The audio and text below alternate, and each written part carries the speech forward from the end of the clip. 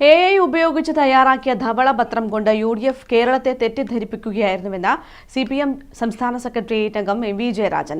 പയ്യന്നൂർ നഗരസഭാ കാര്യാലയത്തിന് മുൻപിലേക്ക് LDF നടത്തിയ മാർച്ച് ഉദ്ഘാടനം ചെയ്യുകയായിരുന്നു അദ്ദേഹം.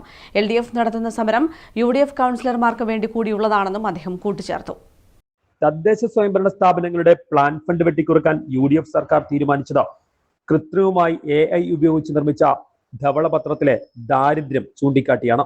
ഇത് ജനങ്ങളെ തെറ്റിദ്ധരിപ്പിക്കലാണ്. CPM സംസ്ഥാന സെക്രട്ടേറിയറ്റ് അംഗം MV ജയരാജൻ പറഞ്ഞു.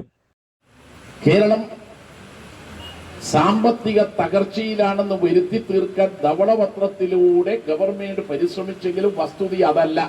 അതുകൊണ്ടാണ് കേരളത്തിന്റെ സാമ്പത്തിക ആരോഗ്യ തൽസ്ഥിതി റിപ്പോർട്ട് എന്ന് പറഞ്ഞുകൊണ്ട് സർക്കാർ ബാഹ്യ ഏജൻസിയെ കൊണ്ട് റിപ്പോർട്ട് തയ്യാറാക്കി നിയമസഭയിൽ അവതരിപ്പിച്ചപ്പോൾ അതും അസാധാരണമായ നടപടിയാണ്.